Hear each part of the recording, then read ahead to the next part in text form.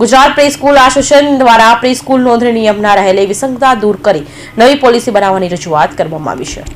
Gujarat independent pre school એસોસિએશનના core કમિટીના સભ્યો દ્વારા પ્રી સ્કૂલની ફરજિયાત માટેની પોલિસીમાં રહેલી વિસંગતો જેવી કે બીયુ નોંધણી ફી, આધાર ડાયસ, ફાયર સેફ્ટીમાં રહેલી વિસંગતતાઓ, 15 વર્ષનો ભાડા કરાર, બાલવાડી વર્ગ, ડાયસ ફરજિયાત, ટ્રસ્ટ હેઠળ જ આવરવું વગેરે મુદ્દાઓ પર ગુજરાત સરકાર શિક્ષણ વિભાગ દ્વારા ઘડવામાં આવેલી પોલિસી અને ભારત સરકાર દ્વારા રજૂ કરવામાં આવેલા એનઈપી અને ઈસીસી મુજબ તેમજ જીડીસીઆરમાં સૂચિત પ્રી સ્કૂલના પરિમેસેબલ યુઝેજમાં વિસંગતતાઓને બાબતે સ્પષ્ટતાઓ તેમજ સરળ ન્યાયિક પોલિસીના રિવિઝન માટેની રજૂઆત કરવા માટે આજરોજ ગુજરાતભરમાંથી તમામ કમિટી મેમ્બર્સ બારા ગાંધીનગર ખાતેથી ફરજથી રજૂઆત કરવામાં આવેલી તેમજ સ્થાનિક કક્ષાએ દરેક જિલ્લામાં પ્રી સ્કૂલ ઓનર્સ દ્વારા એકત્ર થઈ યોજાતા કાર્યક્રમો દ્વારા સરકાર તેમની વાત સાંભળે અને મંડપ સાથે બેસીને વિસંગતતા બાબતે ચર્ચા કરે તેવી વિનંતી કરી હતી.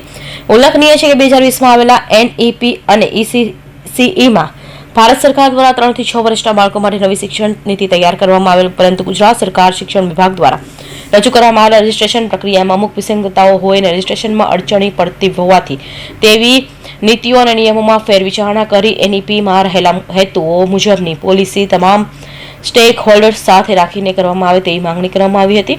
ગુજરાતભરમાં રહેલા 40,000 પ્રી સ્કૂલમાં 3 લાખથી વધુ લોકો પોતાના રોજગાર મેળવી રહ્યા છે, ત્યારે એનઈપી તેમજ ઈસીસીઈમાં સૂચવ્યા મુજબ જો બધાને સાથે રાખી પોલિસી તૈયાર કરવામાં આવે તો તમામ સ્ટેક હોલ્ડર્સ એટલે કે આવી નાની પ્રી સ્કૂલોમાં ભણતા 40 લાખથી વધુ બાળકો, માતા પિતા તેમજ સંચાલકોને તેનો યોગ્ય વિકાસ થાય તેવી તક મળી શકે અને એનઈપીમાં સૂચવ્યા મુજબની લક્ષ્યાંકી પૂર્ણ કરવામાં ગુજરાત સરકાર તેમજ ભારત સરકારને સરળતા રહે તે માટે પ્રી સ્કૂલ સંચાલક મંડળ હંમેશા તૈયાર અને તત્પર રહેશે તેવી ખાતરી પણ અપાઈ હતી. એનઈપીનો મુખ્ય હેતુ તો બાળકોને ક્વોલિટી એજ્યુકેશન તેમજ ડ્રોપ આઉટ રેશિયો ઘટે એ છે અને 3 થી 6 વર્ષનું બાળક ઘરની નજીકમાં પ્રારંભિક શિક્ષણ મેળવી શકે તેવો છે, જે ખરા અર્થમાં સ્ટેન્ડ અલોન પ્રી સ્કૂલના ઘણા વર્ષોથી કરી રહી છે અને તેની નોંધ યુનિસેફ દ્વારા પણ લેવામાં આવેલ છે. તમામ મુખ્ય કમિટીના ચેમ્બર્સ દ્વારા સરકારને આ નાના પાયે ચાલતા એકમોને બંધ કરવાનો વારો ના આવે અને 3 થી 6 વર્ષના બાળકોને ઘરની નજીક જ માતૃપ્રેમ પ્રેરતી સંસ્થાઓ ટકી રહે અને ગુજરાતની સ્ત્રીઓ પગભર રહે તેવી માન્ય રજૂઆત માનનીય શ્રી મુખ્યમંત્રી, શિક્ષણ મંત્રી શ્રી, મહિલા અને બાળ વિકાસ મંત્રી શ્રીને કરવામાં આવેલા, પરંતુ તેનો કોઈ ઉકેલ જવાબ ન મળતા આજ રોજ ફરીથી તમામ કોર કમિટી મેમ્બર્સ ગાંધીનગર ખાતે રૂબરૂ જઈને રજૂઆત કરેલ. હવે સરકારશ્રી દ્વારા જો સમય મર્યાદામાં કોઈ જવાબ નહીં મળે તો સમગ્ર રાજ્યના પ્રી સ્કૂલ સંચાલકો ગાંધીનગર ખાતે એકત્ર થઈ ગાંધી માર્ગ અપનાવશે તેવી નોંધ સમગ્ર ગુજરાત પ્રી સ્કૂલ એસોસિએશન દ્વારા અપાઈ છે. CR પાટીલ સરને એટલા માટે મળવા ગયા હતા કે જે હમણાં પ્રી સ્કૂલ રજિસ્ટ્રેશનની જે પ્રોસેસ છે એમાં જે સરકાર તરફના જે નિયમો છે એ ખૂબ આકરા છે. 1 વર્ષથી અમે સતત પ્રયત્નો કરી રહ્યા છે પણ એમાં કોઈ બાંધછોડ થતી નથી. અમારાથી અશક્ય જેવું છે, એટલા માટે રજૂઆત કરવા ગયા હતા કે જે નિયમો છે એ નિયમોને થોડા હળવા બનાવી અને સંચાલકોને મદદરૂપ થાય. હા, અમે પહેલાં પણ જીપ્સા થ્રુ ગાંધીનગર ગયેલા અને ત્યાં પણ રજૂઆત કરી હતી. અમારા 2 માંગ મોટી છે. એક તો જે 15 વર્ષનો ભાડા કરાર છે, અત્યારે કોઈ પણ મકાન માલિક ભાડા કરાર 15 વર્ષનો કરવા માટે એગ્રી નથી.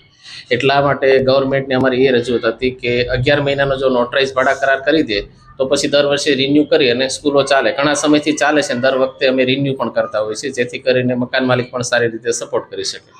અને બીજી માંગ એ હતી કે જે બીયુ સર્ટિફિકેટ અત્યારે જરૂર છે, તો સરકારની એવી રજૂઆત છે કે કોઈ પણ પ્રકારનું બીયુ હોય તો ચલાવી લેવું જોઈએ. જેમ કે એજ્યુકેશનલ ચલાવી લેવું જોઈએ, રેસિડેન્શિયલ હોય તો રેસિડેન્શિયલ, કોમર્શિયલ હોય તો કોમર્શિયલ. અને ઘણા બિલ્ડિંગ્સ બાંધકામ એવા જૂના છે કે એમાં સર્ટિફિકેટ મળે એમ નથી, તો એની જગ્યાએ સ્ટ્રક્ચરલ સ્ટેબિલિટી સર્ટિફિકેટ આપી દે કોઈ ગવર્મેન્ટના માન્ય એજન્ટ હોય, કોઈ એના એન્જિનિયર હોય એના થ્રુ, તો બી ચલાવી લેવું જોઈએ, જેથી કરીને જે પ્રોસિજર છે રજિસ્ટ્રેશનની એ ઇઝી બની જાય. આ બાબતે તમે રજૂઆત કરી છે, અત્યાર સુધીમાં કઈ રીતનો જવાબ મળ્યો?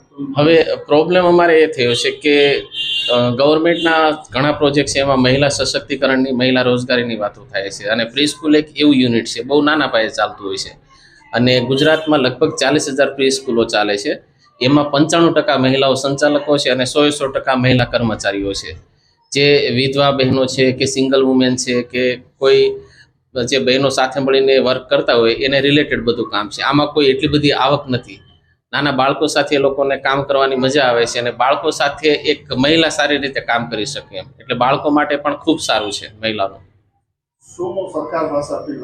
સરકાર પાસે બસ એ જ અપેક્ષા રાખીએ છીએ કે જે બીયુ સર્ટિફિકેટને ભાડા કરારની જે પ્રોસિજર છે એમાં થોડુંક છૂટછાટ આપે, થોડુંક હળવા નિયમો કરે, જેથી કરીને બધી મહિલાઓ વ્યવસ્થિત રજીસ્ટ્રેશન કરાવી શકે. અમે કોઈ સરકારના અગેન્સ્ટમાં નથી, સરકારની સાથે છીએ. સરકારને ખાલી એટલી વિનંતી કરીએ છીએ કે આ જે અમારી તકલીફ છે, જે પ્રોબ્લેમ છે, એની સાથે થોડુંક સમાધાન કરી થોડુંક વ્યવસ્થિત કરાવી દે તો ચાલે. અને બીજી વાત એ છે કે બાળકોની સેફટી માટે અમે કોઈ પણ બાંધછોડ કરતા નથી. જે ફાયર એનઓસીના જે રૂલ્સ રેગ્યુલેશન હતા બધા ફોલો કરે છે. અને સરકારને એ પણ કહીએ છીએ કે જ્યાં એવું લાગે ચેકિંગ કરે દર મહિને 2 મહિને કે બાળકોની સેફટી માટે પ્રોબ્લેમ છે તો એ લોકો ઉપર લીગલી એક્શન પણ લે. એવું નથી કે અમે બાળકોની સેફટી સલામતીનું ધ્યાન નથી રાખતા. બાળકો અમારા માટે પ્રથમ પ્રાયોરિટી છે. સરકાર કહે કે નહીં કે અમે અમારી નૈતિક જવાબદારી છે, એટલે દરેક બાળકોનું અમે વ્યક્તિગત ધ્યાન રાખીએ છીએ.